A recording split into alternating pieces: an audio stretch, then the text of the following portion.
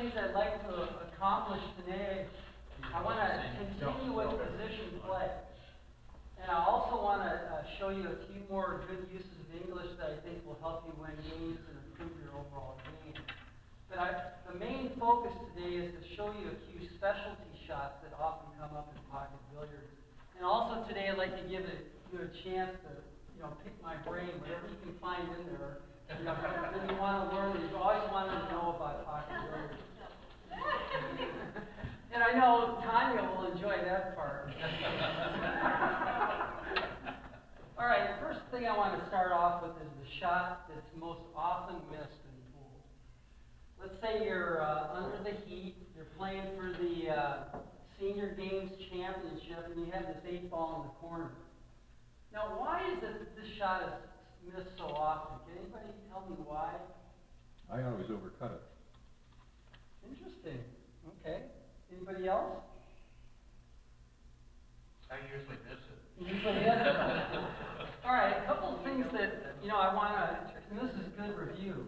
The first thing, when you get behind the look to see where the ball needs to go in the pocket. Remember, we learned the center of the pocket on a shot like this is not here. It's actually way over here. And that's one factor that's important. Your aim is actually a little bit different. Because if you aim at this part of the pocket, the 8-ball is going to hit the rail and probably hang up.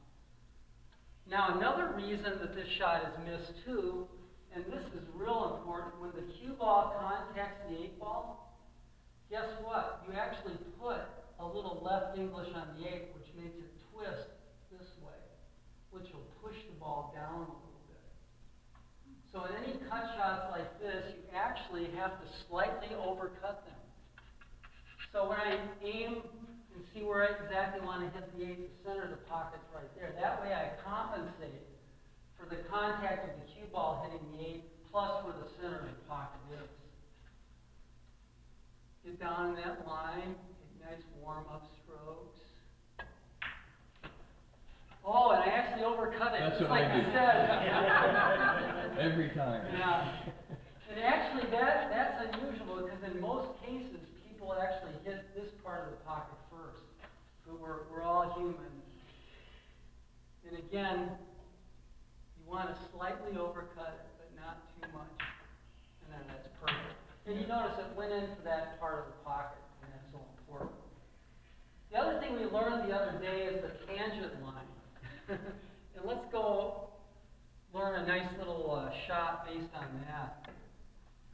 A lot of times you'll be playing a game of 8-ball, and this happens almost literally every game you play.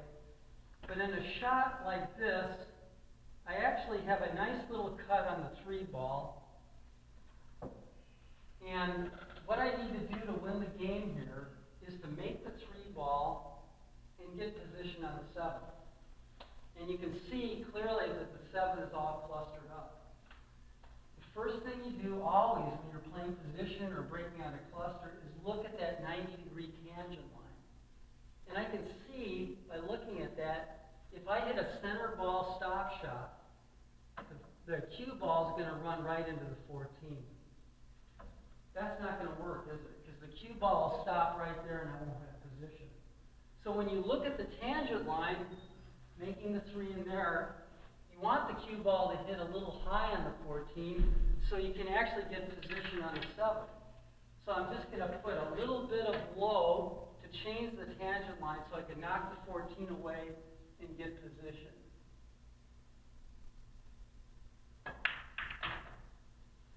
Almost. I would have liked to knock it up a little bit, but I hit the 14 a little too thick. Let's try it one more time. I want to hit the right side of the 14, so I'm going to use a little low ball. There, and that's perfect. And then from there, let me move these balls out of the way. Then from there, I can actually play the 7 next in the corner pocket since I broke out the cluster. And then I have position on the 8 to win the game. So you can see, knowing where the tangent line is going to continually allow you to know where the cue ball is going after again, if I use a little low, I change the tangent line to the right more in that shot. If I use high, it changes it to the left a little bit. Okay? All right, now I'd like to talk a little bit about position shots with English. This is a shot that came up last night, comes up all the time in pocket billiards. And we'll say we're playing a game of 8-ball again. Let me get some balls out to demonstrate it. I'll put the 8-ball down here. And the shot I have, and there's only 2 balls left on the table, I have the 5-ball down here with just a little bit of angle. Now, without English, there's literally almost no way I can get position on the 8. Now, does anybody have any suggestions on how I could get right behind the 8 on this shot? What kind of English would you use here? Left siding? Okay, I could go left side. That's possible. Any other?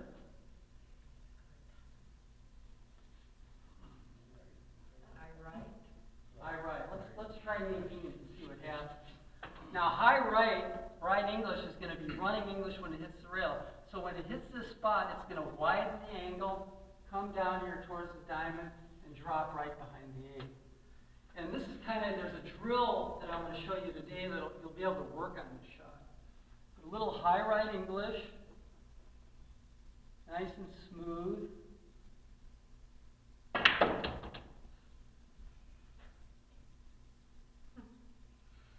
And the good part of that shot is that you're going into the line. Okay, that's another important thing to learn about position play. I could have played that maybe a different way where I just stun the ball and come like this, but I could have scratched. In other words, when you come across the line, your margin of error is very small. But look at the shot I had there. I would have had position anywhere from here all the way to here. So you want to play these position shots so you go towards the line of the next shot. That's real important. Okay, another shot that I'd like to show you, and this has to do with a bank shot. We learned how to bank last time, didn't we? Now, we learned a straight bank, and I'll use the diamonds. These diamonds here, here, and here. Now, if I put the 4-ball right along that diamond, this is basically a straight bank into the corner pocket, and we can calculate how we learned in the last class. You know, we simply lay our cue here, and we find the midpoint between the 4 and the pocket, which is about right there. Hold our cue like this and hit it on a parallel line. So it's right into that spot. But what happens if you move the cue ball about 3 or 4 inches to the left?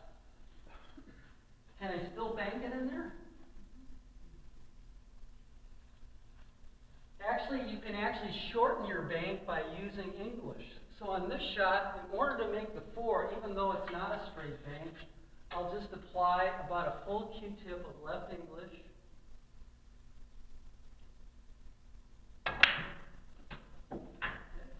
And that's a shot you can work on. But you can set up a straight bank shot and literally move the cue ball around. And by using either right or left English, you can throw it more to one side or the other.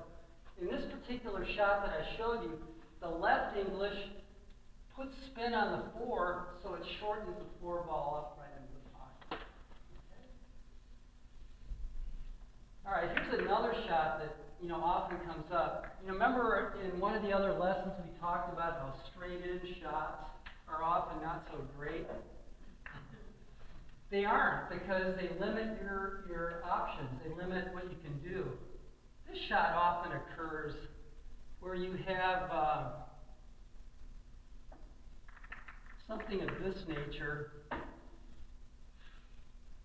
where you want to make the 4, you're straight in, and you can't really follow it because you'll scratch.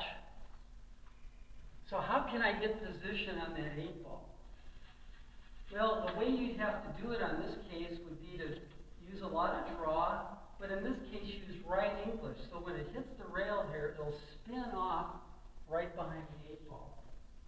In other words, straight draw would take me to here, out to here. But with all the right English, it's going to spin out in this direction. And that's kind of how you learn to play position when you get straight in. You have to use a lot of either right or left English.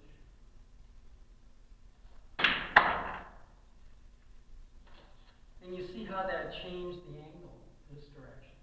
Okay? And you know, that's something to, you know, when you're practicing and doing these drills that I show you today, you can kind of experiment with that. Okay? All right, the next series of shots has to do with kicks. And I know people at country roads love to hook people, play safeties and the like.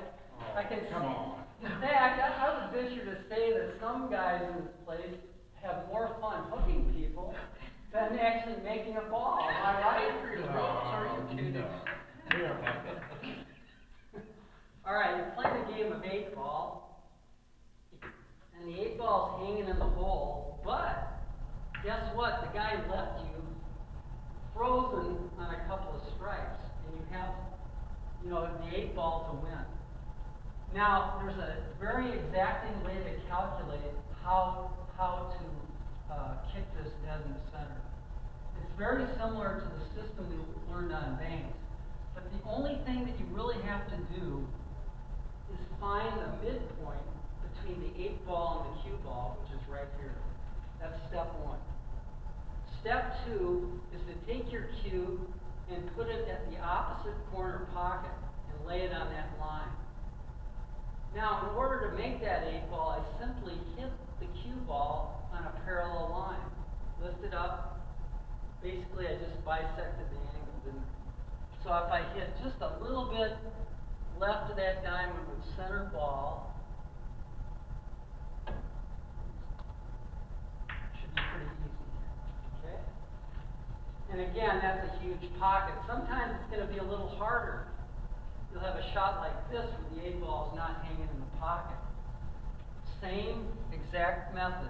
You find the midpoint between the cue ball and the ball you're trying to kick, which is right here. Lay your cue across the table like this, and simply hit the cue ball on a parallel line. Almost the same spot. Let's see how close I can get. These are a little bit harder.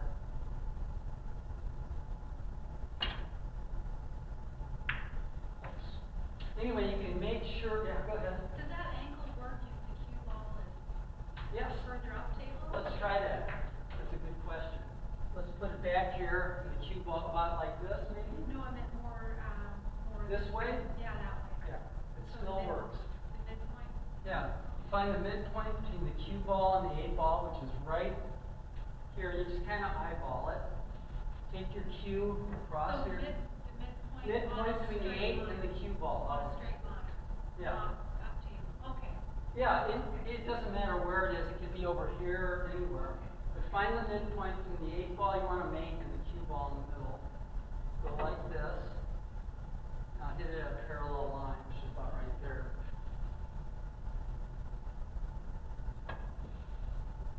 It's a real accurate system.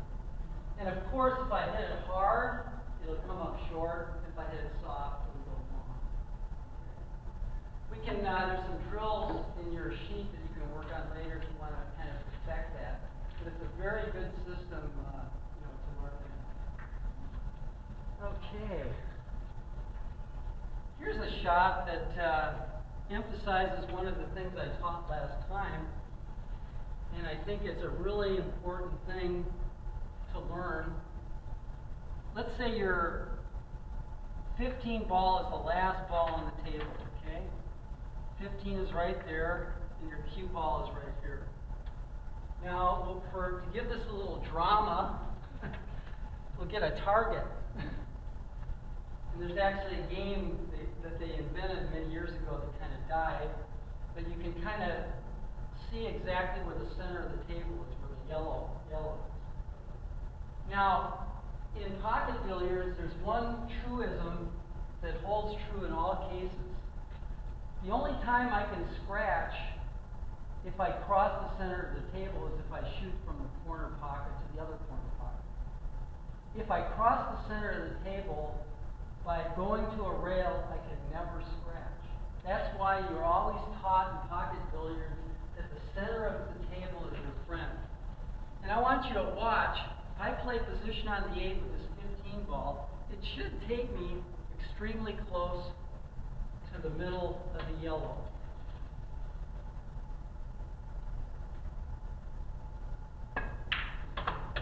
I went a little long. Let me try that again. Put it back. I need a little more English. There we go.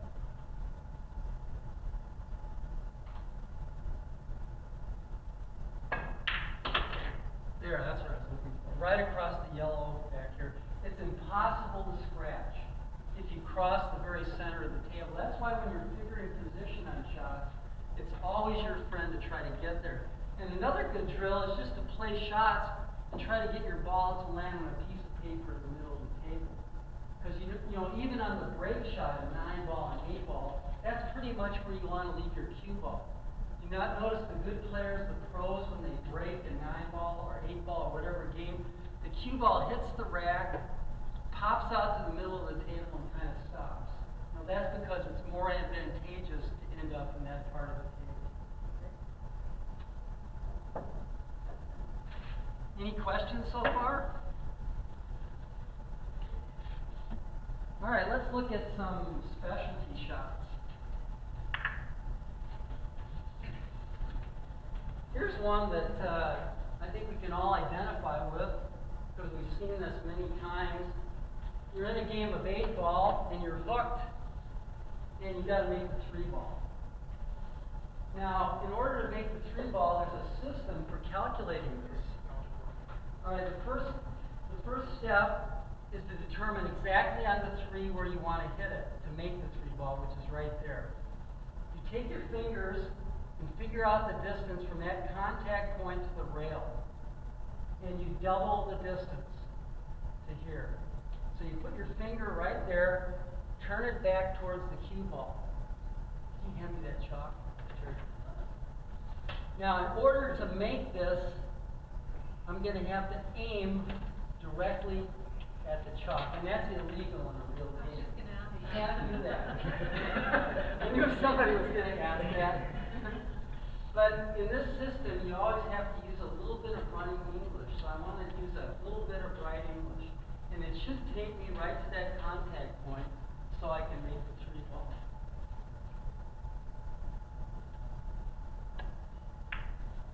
Close. Let's try it one more time. Let's get the distance. Contact point to here. Swing back.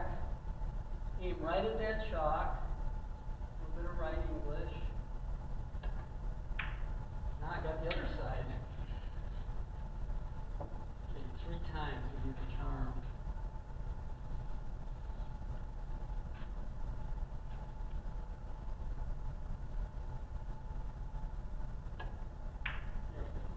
And that's a really good way to kind of calculate exactly how to make that shot. You notice I put about a Q-tip of right English each time. And every table, like all these things we're learning, are going to be a little bit different. You know, some tables, the English will take more, some tables will take less. So you really have to be a person that can adapt to different conditions. And the English is to get it to... Speed up, running English. In other words, running English is always towards the pocket you're trying to make it in. In this case, it would be right English going this direction. That would be right English. And in this case, left English. But why do you need the English on that system? Well, Because you just do. you just do it because it won't work. It won't work otherwise. Trust me. Good question, Terry. That's for another seminar, I think. All right. Other specialty shots, and this one, I don't know if it's ever happened to you, but it's happened to me because I've played for like 50 years. And this can be very common and can win you or lose you a game. Let's say there's 2 balls left on the table. Now, I know this is pretty unusual, but let's say they're frozen to the rails. Okay? Now,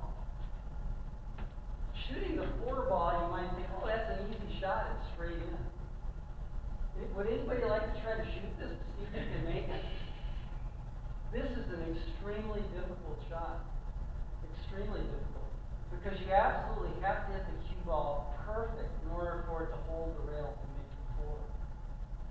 But there is a way to make this easily. Whenever you have an object ball and the cue ball frozen to the rail, in order to make that four, you simply use a little bit of left English. The left English will make the cue ball hug the rail all the way to the floor because it fights towards the rail. So if I shot it without English, I don't know if I could make it. Well, I did okay. I got a pretty straight stroke. But the easiest way to make that is to simply use a little bit of left English. And it'll make that cue ball actually hug the rail.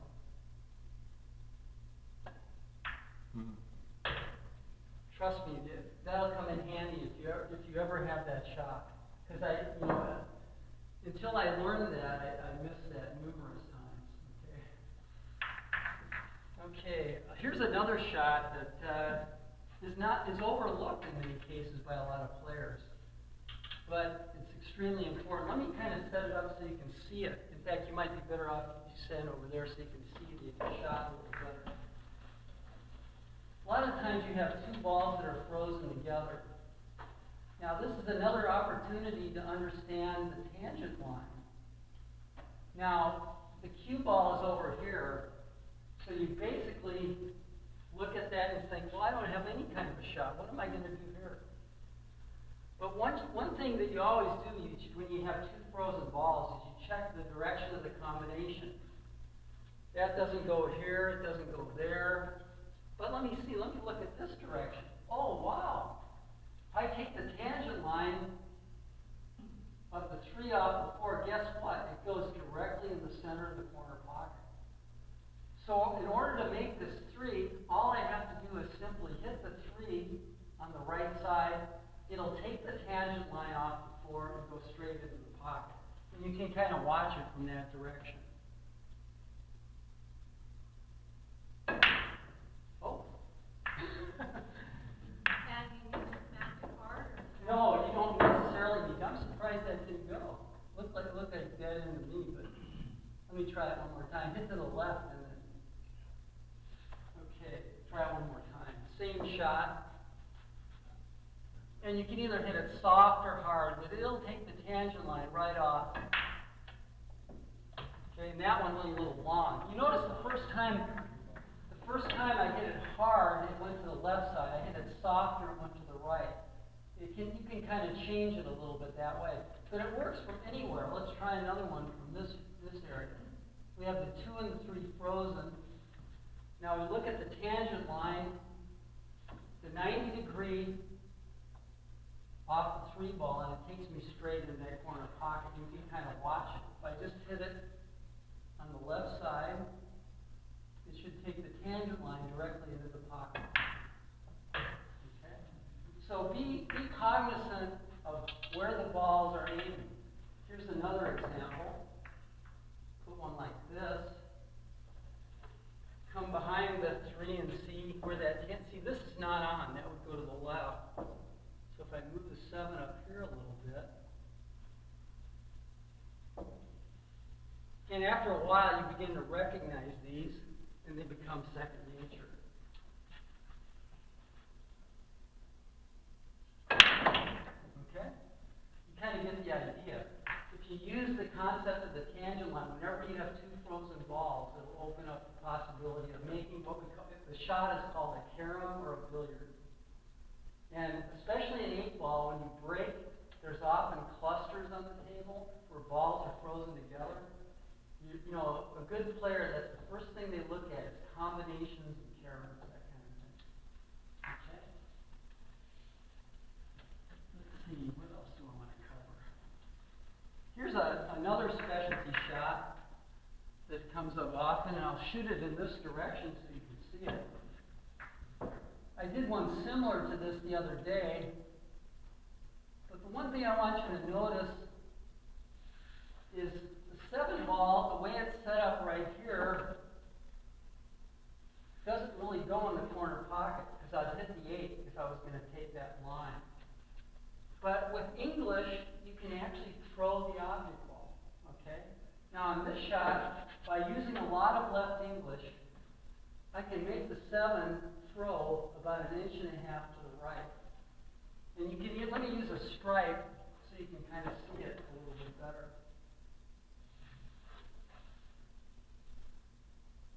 But this shot often comes up when you're playing a game of 8-ball where there's a lot of balls in close proximity, kind of tight and packed together.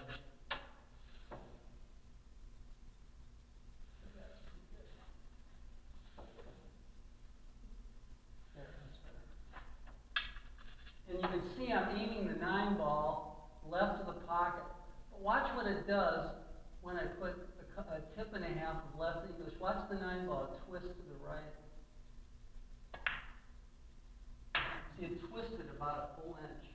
The left English, when it hit the 9 ball, it was turning left to right, which forced the 7 ball to move to the right, that small amount. So a lot of times when you have an obstacle in the way, you can actually use English to help you make a ball that you normally couldn't make. Okay. All right, any things you wanted to always ask about pocket billiards? Anything specifically? This is our 4th class. We've really covered a lot of stuff. And I wanted to point out that all the previous class instructional sheets are over on the table if you missed any along the way. So.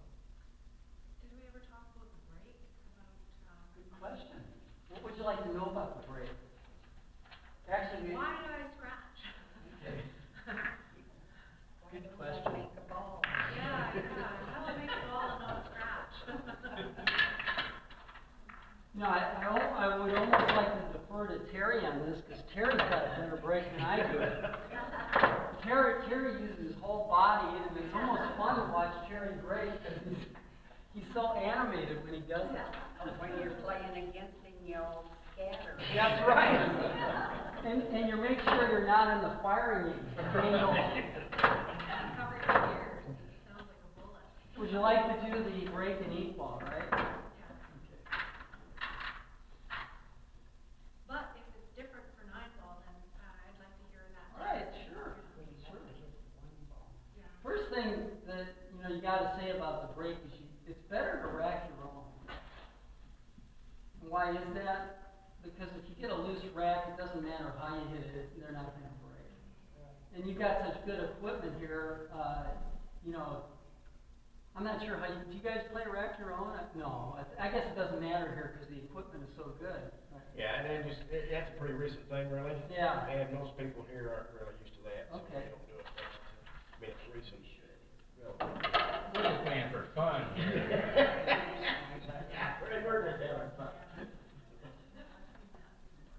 Next thing about the break is that you need to have a break cue. And why is that? Especially if you're using a soft tip. If you're using a soft tip, the break is going to mushroom your tip out horribly. So on my break cue, I have a phenolic tip, which is like a piece of rock.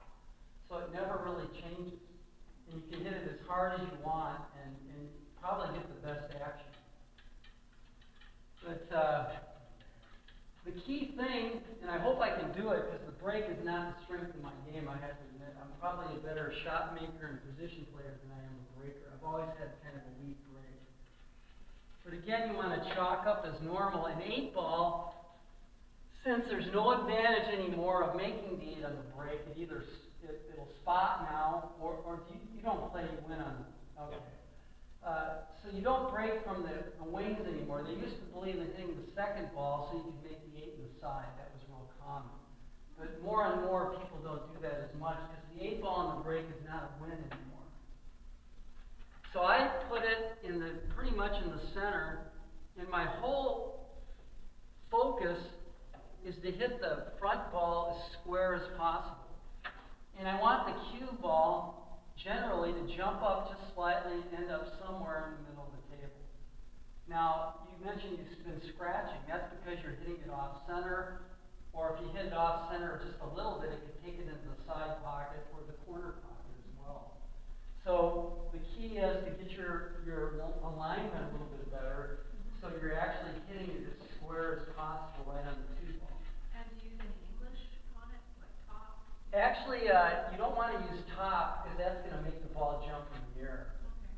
do advocate elevating a little bit, because you want it to, when it hits the 2-ball, bounce back and kind of come to a halt in the middle of the table.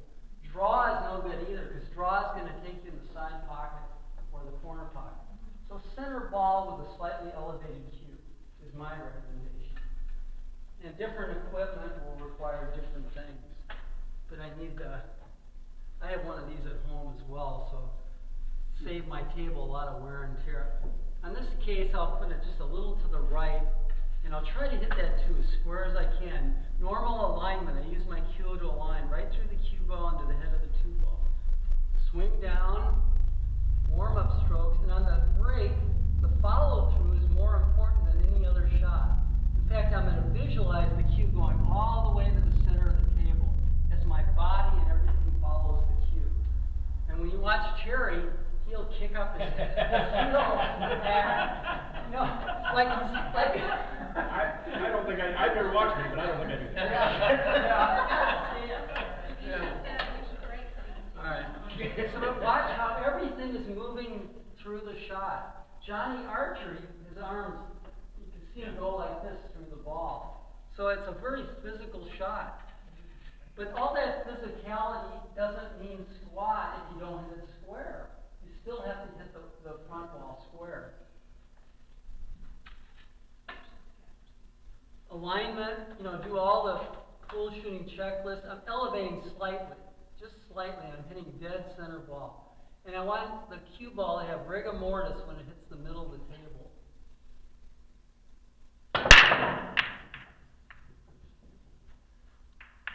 Okay, that wasn't a bad break. The cue ball went a little over to the left. So when you see the ball going to one side or the other, you think to yourself, well, next time I need to adjust slightly the other way. And that's kind of how you learn. You always look for feedback in shot. But I was happy with what the cue ball did. It didn't fly back to English or anything like that. It was well situated. You only follow through the right. I watch. You only follow through the right here. Okay. Get with it. All right. See, I need Jerry to give me a lesson on breaking. All right, well, this time I'll do better. See how the ball's barely I guess the reason why the foot comes up for a lot of people, I gotta incorporate that too. Center ball, slight elevation. It went to the left that time, so I'm gonna adjust back just a little bit and follow through a little bit more. That was better. That was better. Now I'm really happy with that break. Look at the position I got. Now, this is a really good teaching aspect to a class. Which should you take here, stripes or solids? What's your choice? Come up as close as you want. This will be a fun little exercise. Which would be Stripes for me. a couple of things you look at right away. Which balls are clustered?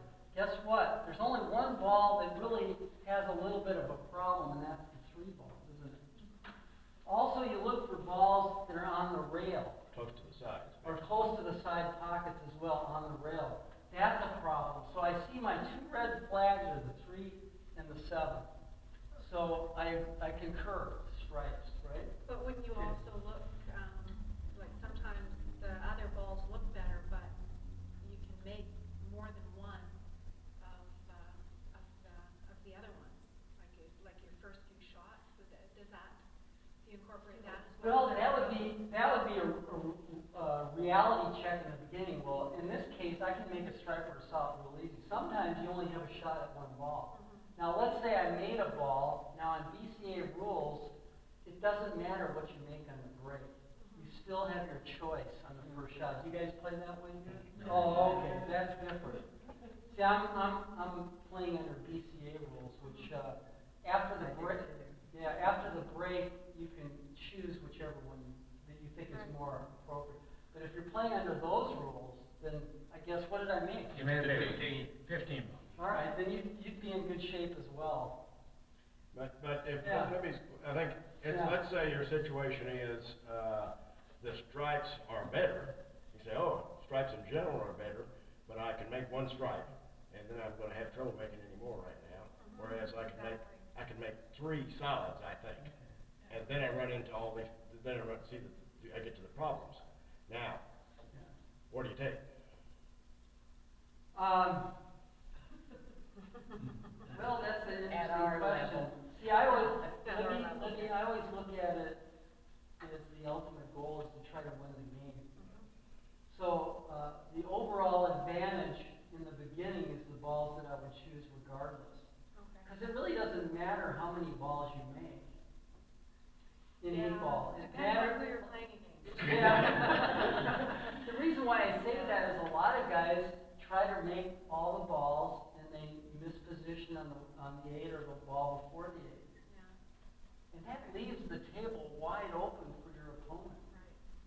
Okay. So I guess I always err towards the side of the one that has the best chance of winning. Okay. And usually that's the group that doesn't have a 7 ball in his side pocket. Yeah. See, this will be a problem throughout the whole game unless I knock it out.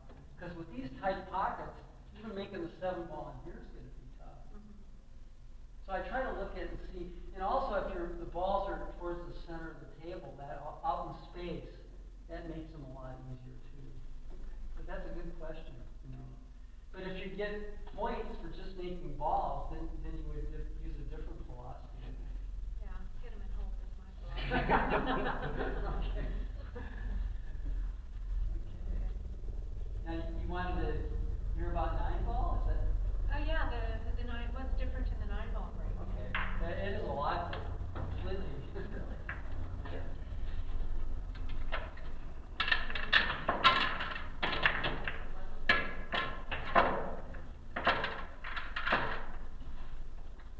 Now, I didn't think a lot of you played 9 ball here. Isn't that kind of a rare game?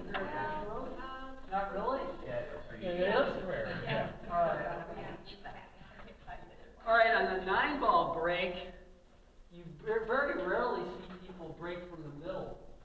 Some tournaments force you to break out of a box, but the large majority of players that break a 9 ball break from the wings. And there's specific reasons for that. One reason is that if I break from the right side, the 1 ball will often go in the side pocket, okay? Or it'll come very close. And if it misses there, it'll come down near the corner pocket. So, you know, even if it doesn't go in the side pocket, you would have shape if you can leave the cue ball in the center of the table. Also, if I'm breaking from that side, the 3 ball has an excellent chance to go in this corner pocket. If I break from the head in the middle, both of those things are not true. So if you break from the wings, you have a much better chance of making a ball, either 1 on the side or the 3 in the corner. And when you break from the wing in 9 ball, you know, a lot of people use a tremendous amount of force and they break real hard. But again, that's only as good as you maintain control of the cue ball. So what I'm going to try to do is basically the same thing here, but I want to make sure that I maintain control of the cue ball and keep it somewhere relatively. So you're trying to hit it face on? You have to hit the 1 ball. The 1 ball directly square in the face at this angle. So I'm looking, my contact point is right there. Okay. And let's see what happens. I haven't broke 9 ball here very often, so we'll see how it works. And I'm going to use center ball, elevate the cue slightly, nice follow through. And you see the 3 ball went right where I said, and I made 2 balls. And the 1 ball, and even Yeah, it was close. See, you know, that's a pretty good break because I have a good chance of getting out. If I make the 1, I should get position for the 2 over here, so it would be a real good opportunity. Okay. You said you hit it a little bit high.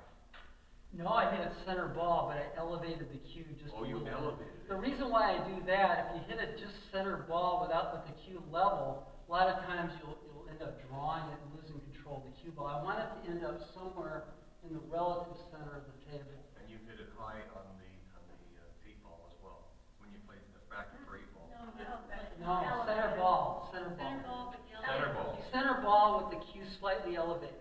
Back of the cue. Yeah, and the reason why I elevate the cue is I want it to pop. When it hits, kind of pop a little bit and have rigor mortis in the middle of the table. Oh, okay. You know, Shane Van Boning, the best player in the world, he has a break that's so amazing.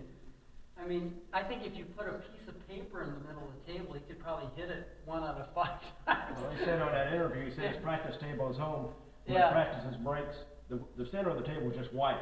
Yeah. And the cue ball jumps back and hits. It jumps back and stops.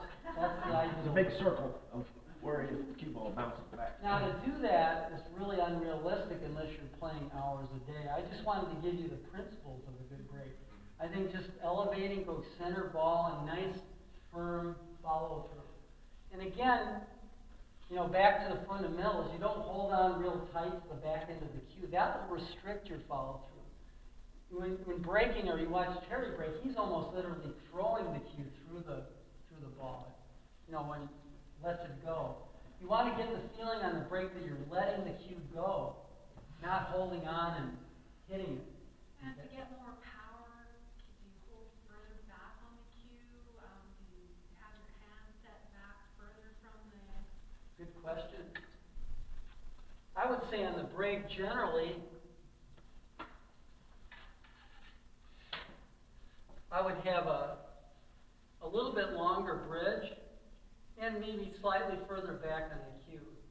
In other words, I would want to get maximum follow through. If I had a real short bridge and my hand up forward, my follow through would be limited. I want to maximize the follow through, so I have a little longer bridge, my hand further back, so when I go through the ball, see how far it'll actually go through. And a lot of those good players, the momentum of their body takes them through and they end up in the air. But don't be deceived. Their actually cue is staying down pretty low all the way through, and then everything comes up. Okay? It is a very physical part of, you know, 9-ball is a physical game because you have lots of hard execution shots where you have to move the cue ball large distances. You know, for those of you that don't play 9-ball, you have to make the balls in rotation. And, you know, it doesn't matter if you make the first 8 balls, the 9-ball wins. Okay, the drill, I thought, is there any other questions? Just that, when you're breaking in 8-ball, it's a rule that you have to hit the 1 ball first. No. No? No. You can put any ball at the front except the 8-ball. And you don't have to hit the front ball. There's only one. You don't have to hit the front ball on 8-ball. You don't have to hit the front. No. No. And, In 9-ball. Oh, in oh, 9-ball. 9-ball, yes, you do have to hit the 1 Did I ball. say 8? Yeah, you said 8 Oh, I'm ball. sorry, I meant 9-ball. Yeah, in a 9-ball, you have to have the 1 in the front and the 9 in the middle. And you have to hit the 1 Yes. first. You can't hit from the side. In fact, in 9-ball, you always have to hit the lowest numbered ball first. Oh. But in 8-ball, you don't have to hit that point ball. No, you can bounce it into the back of the rack in 8-ball. 8-ball, in fact, a lot of people don't realize there's only 3 requirements to the break. And this is pretty much it. The 8-ball obviously has to be in the middle, and you have to have a solid and a stripe on the wings. That's it. Or you can be a solid here and stripes in the wings. All the other balls you can put any way you want, but these 3 balls have to meet a requirement. Yeah. That's BCA rules. We've got to have the 1 and the 15 behind the 8. Oh, okay.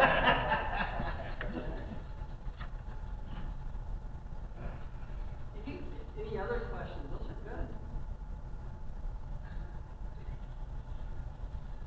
Kind of laughing at me. Here's the one drill that is in your sheet that I'd like to just either open up to, and I just want to show you real quick. This is kind of an advanced one, but let me just kind of get you started if you want to work on this. You'll notice that the diamonds are numbered 1 through 12, and I'll just put a few on here in different places.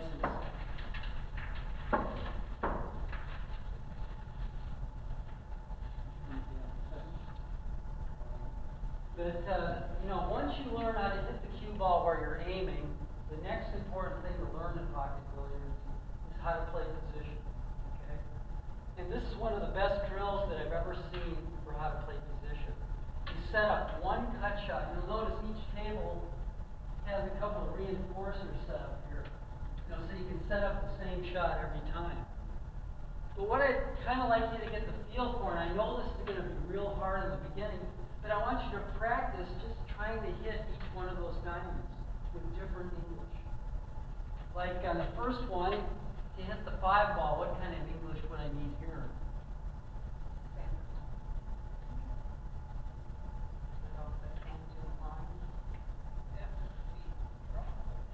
Okay, No, I'm he's just- cutting it in that corner. I'm cutting the 13 into here, and I want the cue ball to hit the rail and run into the 5.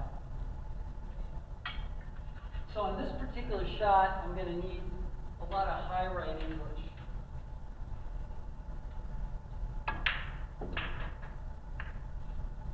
And, you know, that one I had to use pretty extreme.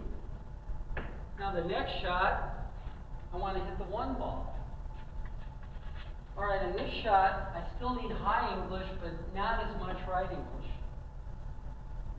Make the 13 and a little less right English. So the right shortened your, Well, the right English, when it hits the rail, it spins this direction. The turning from right to left hits the rail and spins that way. okay. And let's do the other side real quick. But make it Let's say I want to hit the 6 ball from the same shot. Now on this shot, to hit the 6 ball on this diamond, instead of using high, I have to use a little bit of low and some left English. And I'll try to come right into this diamond.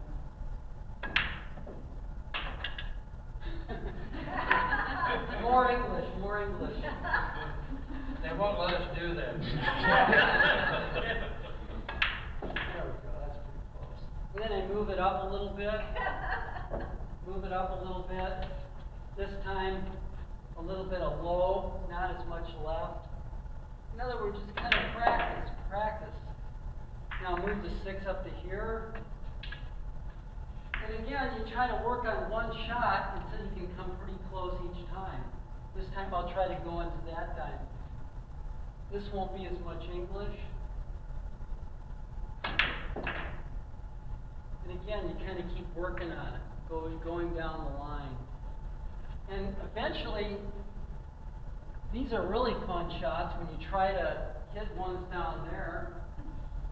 This one, I think all I need is a little bit of top, and they become a little, and you start to get a feel for exactly how to hit shots. Please hit it. Anyway, you get the idea. Pretty good shape. But that's how you learn the cue ball. And that drill is in there, and I know that's an advanced drill, so probably be something that you could just work on a few each day and, you know, kind of build up. But I call that drill around the clock, because the cue ball is like a clock. You know, you hit it at high noon, it's very top. 1 o'clock is high right. 3 o'clock is, you know, extreme center right English. 6 o'clock is for draw or low English, that kind of thing. And you try to, you know, work your way, you know, all the way around. Yeah. The last one on my list. So, sorry, Yeah. the diamond numbers, does that correspond to the clock position? No. No, I just took those out of my head. I pull them where the sun doesn't shine. The last shot in your drill thing, I'll just show it real quickly because it's kind of fun. And I love to use this toy, my new laser. Uh-oh, that might hit somebody in the eye there. But spot shots are a really good way to practice. And you take your laser and go right through the spot in the middle of that corner pocket. Now I can put a 9 ball right here. And you'll notice that laser is going directly through the middle of the 9 ball. Well, not quite. Let me move it a little bit. There we go.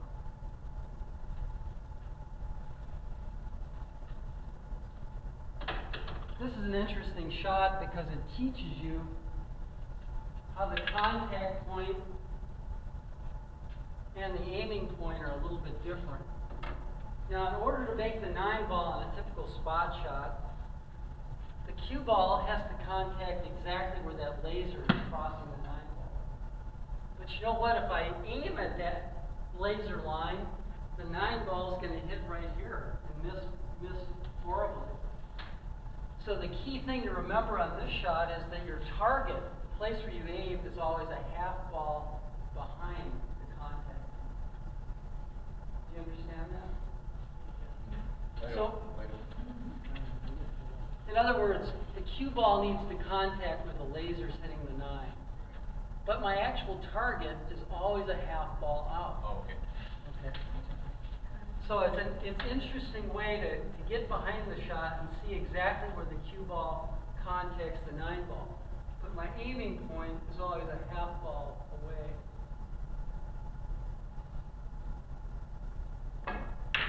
Oh, I missed that badly. Try it one more time. This is a good practice session. And again, a half ball behind that. Getting closer. You're getting enamored with that laser point. There you go. And that's the idea. And after a while, you kind of think, oh, that's where the target is. Because it's hard to get used to the fact that the target is different from where you actually contact the ball.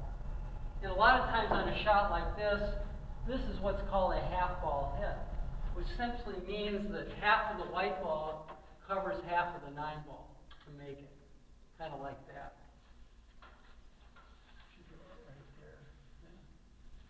But I can move the cue ball around, and that's kind of interesting too. If I move the cue ball here, the contact point is still right there. So even from this angle, the target line is a half ball behind the laser.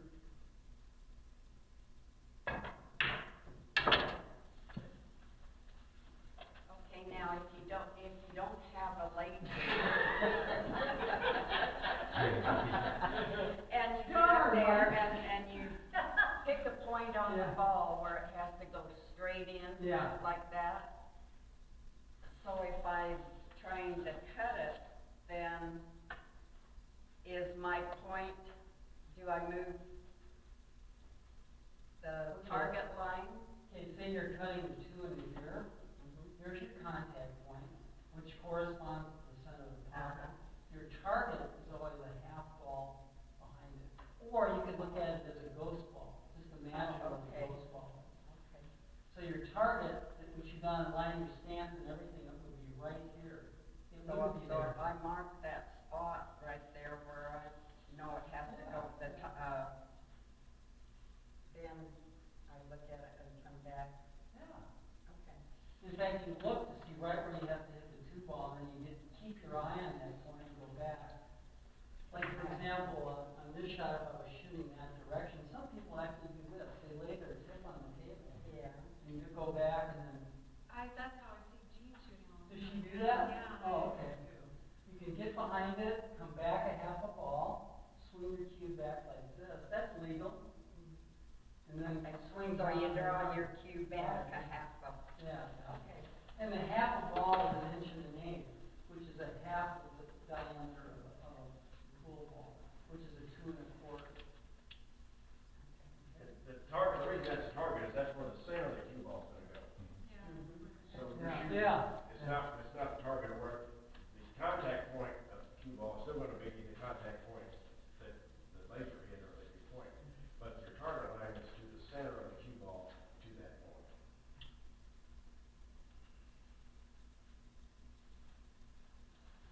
Any other questions or shots you wanna? Yeah.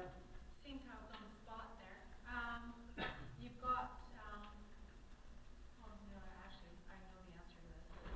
Using Go ink ahead. to avoid scratching, on that, when you've You got. have to cut the 9 ball. All right, the first thing we always do when we determine a scratch is look at the tangent line. Now, you're very, very right. The tangent line on this shot is pretty close to scratching. But that would only be if the cue ball is skidding and not rolling. When I hit it, I hit a rolling ball, so when it hit there, it came off the tangent line a little bit, but then rolled forward into here. A rolling ball being. Well, rolling ball allows it to hit, take the tangent line, and go forward. Is that top sander? Top, hitting it above center.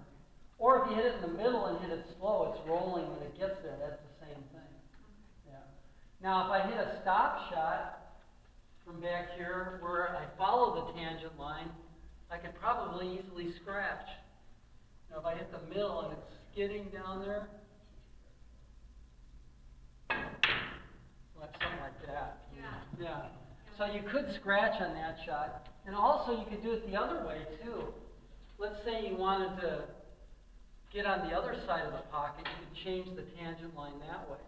So if I use a lot of low, I can avoid the scratch as well. Oh, yeah, I overcut it. That's all right. You try one more time. And anyway, what I want to do on this shot is I want to hit low English, so it takes the tangent line and spins back a little bit that way.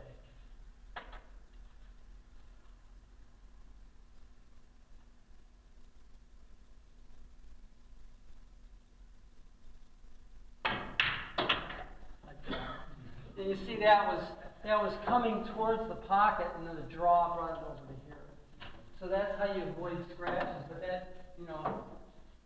that, that's a pretty tough shot. Yeah. That is. And it's, in order, you can look at that and say, yeah, the tangent line says no scratch, but that's just if it's a stop shot. From up there, you'd have to shoot pretty hard or pretty low to make it a stop shot. So you're way more likely to be rolling, which is going to put it down here. And a stop shot, remember, has to be skidding when it hits the object ball. That means no forward or no backward roll. That's what the tangent line is. Like a shot like this, if I want to, say, break this cluster out here, so I get the position on the next shot, the tangent line takes me right into that. But watch how the tangent line, if I hit a rolling ball, like say I hit it above center, it missed, didn't it? Because it took the tangent line and rolled forward. To make it go into those two balls, the cue ball has to be skidding. And like in this shot, it should go right into the balls.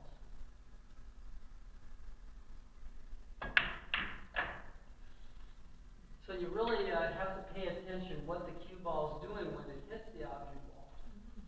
Because if it's rolling forward or spinning backwards, that'll change that tangent line.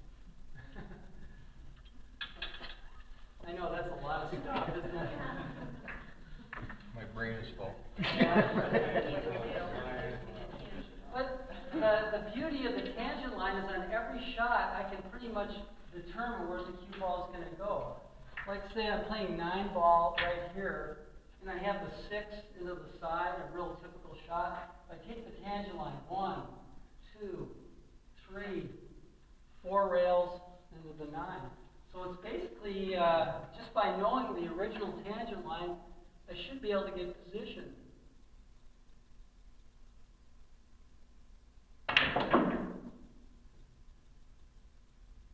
Just by knowing the tangent line, I was able to navigate the cue ball 4 rails and get behind the 9. So shots all over the table, even real simple ones, can allow me to do that. Let's try this one, for example. Oh, yeah, that's a good one. If I want to get position on the 9, looking at the tangent line, goes right there. So if I hit the rail there, I'm going to spin out right behind the 9 and have perfect shape. So if I use that tangent line, well, I hit the ball was rolling forward. Let me try that again.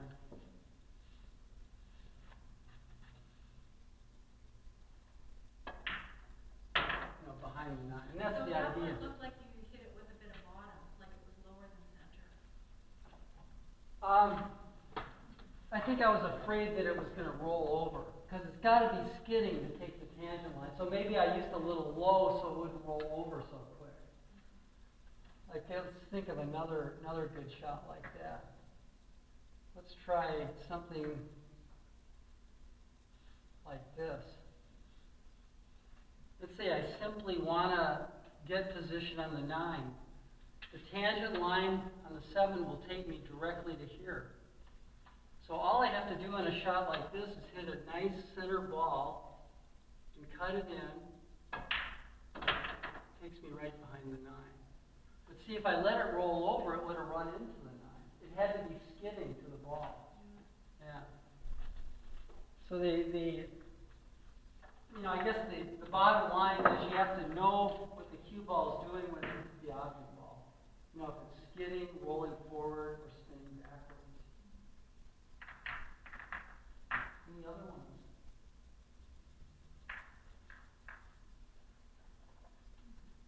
See, Pete put all this into practice this Sunday. Yeah. Yeah. You must show up and root for your. Your favorite, you mean pig. I can see Tanya with a Derek T-shirt on. She'll be sitting by the table with 2 knitting needles. Any other ones? So you know Derek. Oh no, they know Derek. Yeah. No, Derek and I have known each other for many years, and we competed a lot, And I'd say it's pretty close. That's why it'll be a good match. Yeah. Just for bragging rights. What is the race? Race to 11. Yeah. 11. So how much are the tickets again, Larry? For ringside seats? Depends on whether you want VIP or peanut gallery. You have play-by-play? Are you going to do the play-by-play and give people headphones? No. Do that. He's a mailman, that is, Yeah, you gotta see Terry's sign on the door. If you haven't seen it, you gotta read it. He sounds like a boxing promoter or something. Wait till you hear, wait till you see the match start. Terry's got a flair for the dramatic. Which table you gonna play on? 9. That's the best for spectating. Okay, I'll be here at, what time does it start? 3 o'clock. Be here at 1.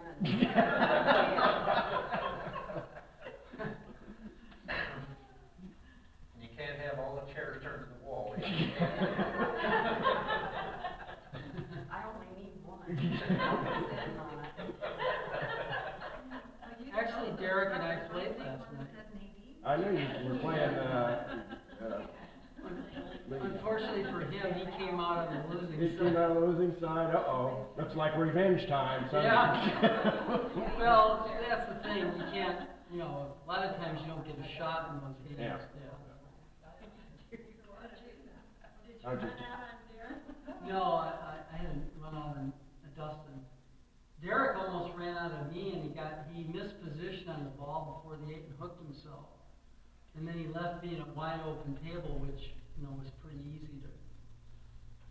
So, when good players play 8 ball, it really doesn't matter how many balls you make. Because, a good player looks at the table and thinks, well, it's to my advantage sometimes to have more balls on the table. Because you have more options, to consider. You could hook him easier. Yeah. In fact, that's what they do. They'll play keep away, we call it. Where you have 1 ball left on the table, and you play safeties until they get ball in hand, and they beat you that way. Okay, if you want to try a few of those things, come around and talk about them.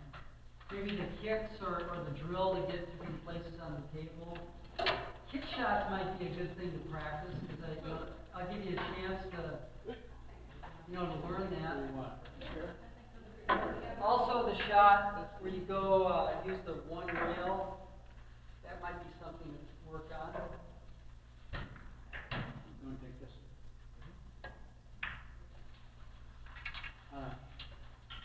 Oh, use this. Okay. You know, he just played nine ball this morning, and I'll be darned if he did not give me 3 tries. At what? Nine ball, he did not give me 3 tries. If I missed it the first time, he didn't say, go ahead and try it. So I did it one time. I didn't know I was supposed to do this. Right. Well, Yeah, there wasn't much of a cue ball around here. no, Well, Tanya, in baseball, you get 3 strikes, right? yeah. In bowling, you get two, you know, shots to pick up your Which one you square. going for?